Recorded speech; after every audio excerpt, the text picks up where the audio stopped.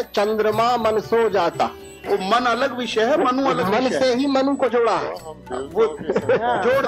सूर्यवंशियों को कहा, बिल्कुल सबसे पहले सूर्यवंशियों को कहा, वहां से मनु यानी चंद्रवंशियों को प्राप्त हुआ, ट्रांसेंड हुई।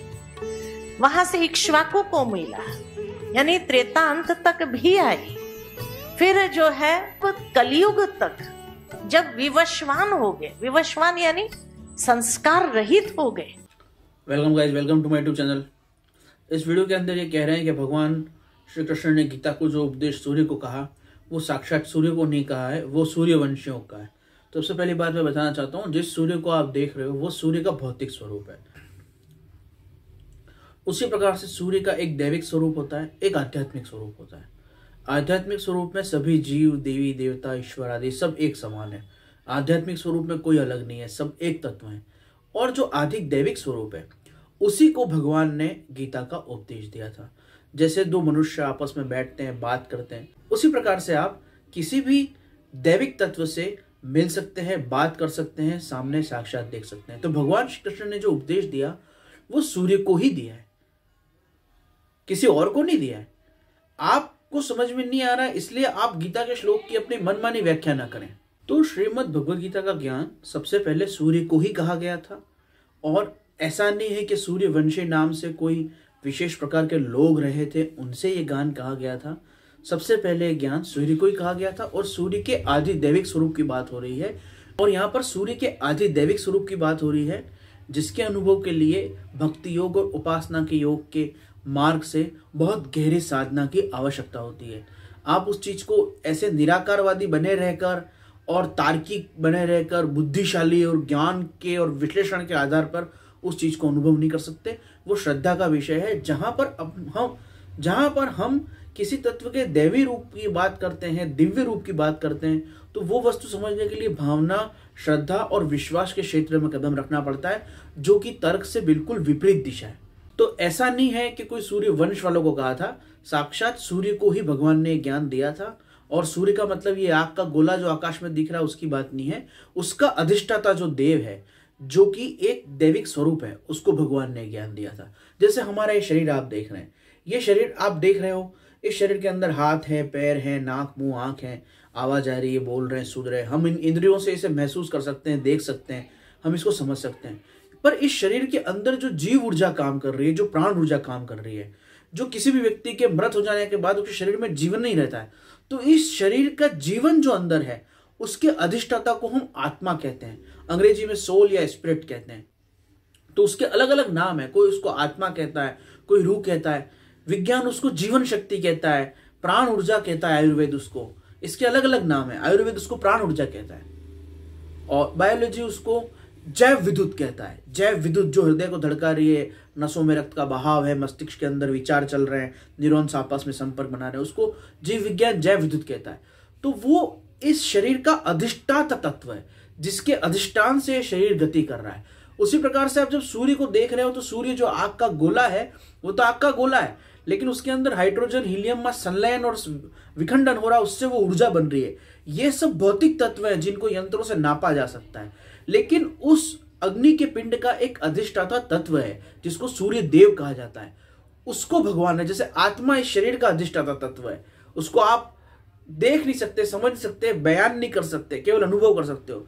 वैसे ही सूर्य का जो अधिष्ठाता तत्व है, उसे भगवान ने ज्ञान दिया था। ये भगवान गीता के 4थे अध्याय में कह रहे हैं। आगे ये दीदी कह रही हैं कि फिर उसके बाद वो ज्ञान मनु को प्राप्त हुआ, जाए चंद्रवंशियों को। चंद्रवंशी नहीं थे मनु। मनु स्वयं सूर्यवंशी थे और पहले सूर्यवंशी थे मनु।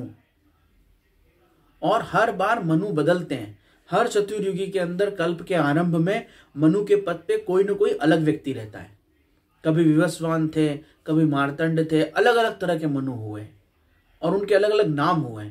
मनु एक पद है, पहला राजा, पहला मनुष्य जिसने शरीर संपर्क द्वारा सृष्टि करी, जिससे मानव प्रजाति का आरंभ हुआ, उनको मनु का पद मिलता है। वो एक राजा का पद है। मनु का अर्थ कोई एक व्यक्ति नहीं है। आज तक कितनी ही चतुर्युगी बीत चुकी है। हर बार जब चतुर्युग के अंदर पहला युग आरंभ होता है, तो वो मनु से ही आरंभ होता है सृष्टि के अंदर। और जब बहुत सारे चतुर्युग बीत जाते हैं तो कल्प खत्म हो जाता है और फिर कल्प के बाद एक नए कल्प का आरंभ होता है। इस प्रकार से कई कल्प बीत जाते हैं, तब एक मनवंतर होता है। अभी 71वां मनवंतर चल रहा है, 70 मनवंतर हो चुके हैं। एक मनवंतर में करोड़ों कल्प होते हैं, अरबों कल्प होते हैं, और उन करोड़ों अरबों कल्प के अंदर अनंत करोड़ चतुर्युगी होती है। 4-4 युगों का समय कई बार बीत जाता है, तब एक कल्प होता है। ऐसे कई कल्प बीत जाते हैं, तब एक मनवंतर होता है। अब तक 71 मनवंतर बीत चुके हैं। ये 71वां मनवंतर चल रहा है, 70 मनवंतर बीत चुके हैं। तो कितनी ही बार मनु का जन्म हुआ है, और हर बार कोई अलग व्यक्ति, कोई अलग मनुष्य मनु के रूप में आता है, और वो मनु के रूप में इस सृष्टि के आरंभ में मानव प्रजा की अभिवृद्धि करता है। तो ज्ञान मनु को दिया गया था, और मनु एक पद है जो अलग अलग व्यक्तियों को प्राप्त होता है।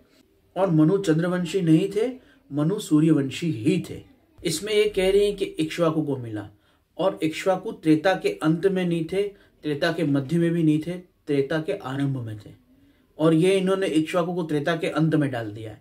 त्रेता के अंत में नहीं, त्रेता के मध्य के अंत में भगवान राम का जन्म हुआ है, और वो इक्ष्वाकु के वंश में हुए हैं, और इक्ष्वाकु उनसे बहुत पहले हुए हैं।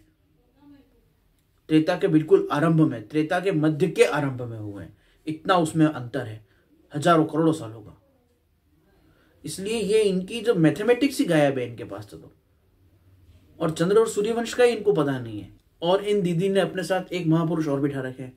वो कह रहे हैं चंद्रमा मनसो जात है, इसलिए वो मनु के बारे में नहीं कह रही है, मन से जोड़ के मनु संबंध शब्द बोल रही है। अरे भाई, चंद्रमा मनसो जात है तो वो मन के बारे में कहा गया है। मनु एक मनुष्य है जिनको भगवान ने अपना गीता का ज्ञान दिया था। उन दोनों का आपस में कोई कनेक्शन ही नहीं है। तुम कहां किस बात को जोड़ रहे हो? चंद्रमा मनसो जाता तो वह मनु शब्द आया ही नहीं, वह मनु का मतलब ही नहीं है। आगे दीदी कह रहे हैं कि कलयुग के अंदर जब विवस्वान हो गए तब भी भगवान को गीता का ज्ञान देना पड़ा। विवस्वान ही मनु का नाम था जिसे गीता का ज्ञान भगवान श्री कृष्ण ने दिया था। उस व्यक्ति का नाम, उस राजा का नाम विवस्वान था, जो इस 71वें मनवंतर के अंदर मनु बना था। इससे पहले सावर्णी मनु हो चुके हैं, उससे पहले अलग मनु हो चुके हैं, उससे पहले कोई और मनु रह चुके हैं। अभी तक करोड़ों लाखों मनु बीत चुके हैं, और ब्रह्मा 70 ब्रह्मा बीत चुके हैं। तो जिस मनु को गीता का ज्ञान दिया गया था, उस मनु का नाम ही विवस्वान था। और विवस्वान का मतलब यह नहीं है कि विवश हो जाते हैं, पापी हो जाते हैं इसलिए भगवान ज्ञान देना आते हैं। विवस्वान एक मनुष्य का नाम है, एक राजा का नाम है, जिसे भगवान ने गीता का ज्ञान दिया था सतयुग के आरंभ में। जब सृष्टि मनुष्य की आरंभ हुई तब उसको विवस्वान नाम था उस व्यक्ति का। उससे पहले उस पद पे सावर्णी बैठा था, वो भी मनु था। और इस प्रकार के कई मनु बीत चुके हैं जिनका वर्णन ग्रंथों में आता है। तो ग्रंथ अगर आपने पढ़े नहीं हो तो आप ग्रंथ की बातें मत करो। आप ज्योति बिंदु, निराकार, ध्यान, ऐसी फालतू की बातें करते रहो और फालतू फालतू चीजें करते रहो। जो चीज तुमको नहीं समझ में आती उस बारे में मत बोलो। पहले ही लोगों को धर्म का ज्ञान है नहीं, उसके अध्ययन का समय है नहीं, रुचि है नहीं, और उसमें से फिर तुम्हारे जैसे लोग गुमराह करते हैं और उल्टी सीधी चीजें करते हैं लोग फिर। तो चंद्रमा मनसो जातः, इस श्लोक के एक अर्थ का उपयोग करके इन्होंने मनु को चंद्रवंश से जोड़ दिया, जो बिल्कुल ही गलत है।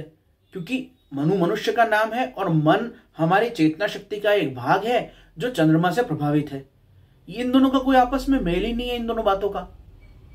वहां इन्होंने किया, और फिर उन्होंने क्या किया, एक शब्द आ रहा विवस्वान, वो भी एक मनुष्य का नाम है। तो उस विवस्वान शब्द का इन्होंने अर्थ लगाया विवश होके, पापों द्वारा विवश हो गया मनुष्य, तो वो विवश मनुष्य है, उसे गीता का ज्ञान दिया गया है। ये इन्होंने अपनी कल्पना में और जोड़ दिया। मतलब जहां जो शब्द मिल रहा है, उसकी जो संभावना नजर आ रही है, वो कुछ भी जोड़ तोड़ के कुछ भी कल्पनाएं करते रहो। बिल्कुल ही इतनी जबरदस्त जड़ता और मूर्खता भरी बातें हैं कि जिसका कोई निराकरण नहीं है, कोई उपाय नहीं है। इतनी बेवकूफ भरी बातें हैं ये, और लोग गजब घूम रहा है। एक तो रामपाल जो कि कबीरपंथी है, और दूसरा ये ब्रह्म कुमारी वाले। इन्होंने हिंदू धर्मशास्त्र, उसमें भी प्रमुख से गीता का इतना अभ्रष्ट किया है, इतने गलत अनुवाद किए हैं, और लोग उसको पढ़ पढ़ के उसको सच मान के घूम रहे हैं।